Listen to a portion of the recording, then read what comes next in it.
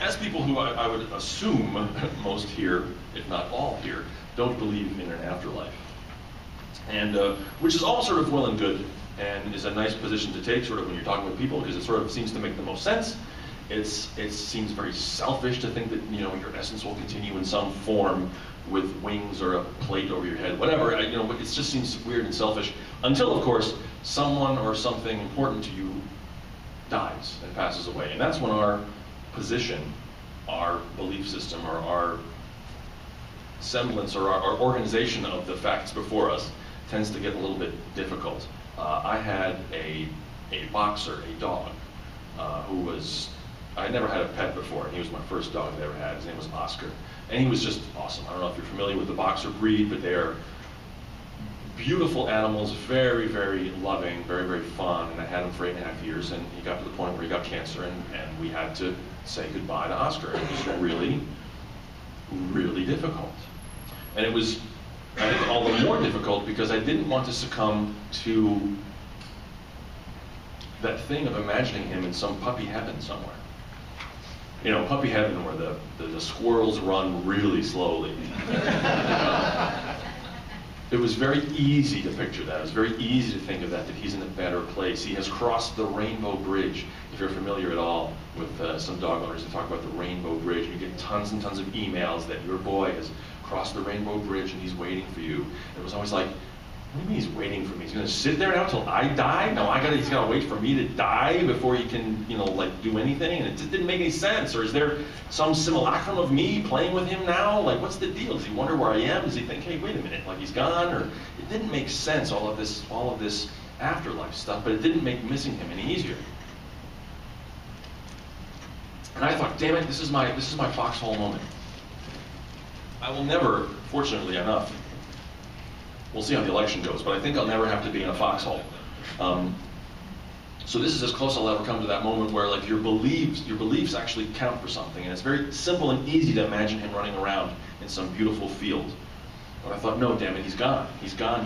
And the only sort of solace that I managed to pull out of it was the fact that when the chemicals stopped flowing in his brain, he didn't have to worry about me, he didn't have to miss me, he didn't have to concern himself with anything because he was done, he was gone.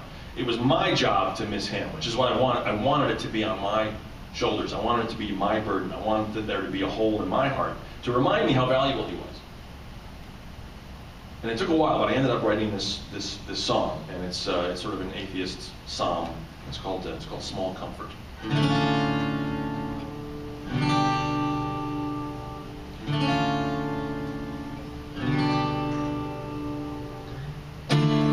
I don't believe in heaven. I know that there's no hell. I don't think you've gone anywhere. I guess that's just as well. 'Cause I want to remember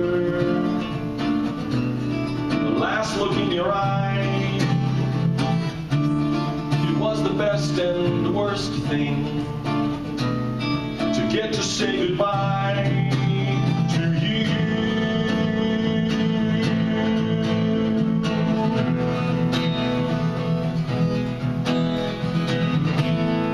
They say we're not supposed to comprehend, but I want to know more. Being there with you at the end was a pain I'd hoped for. Did you know where you were going? Did you like the time you spent? I wish that you'd stayed longer, but that's not how it went. Now I know there's no forever, but of all the hearts I've met,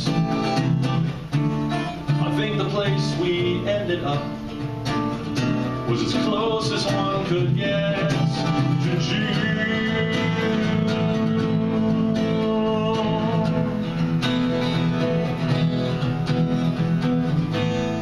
They say we're not supposed to understand, but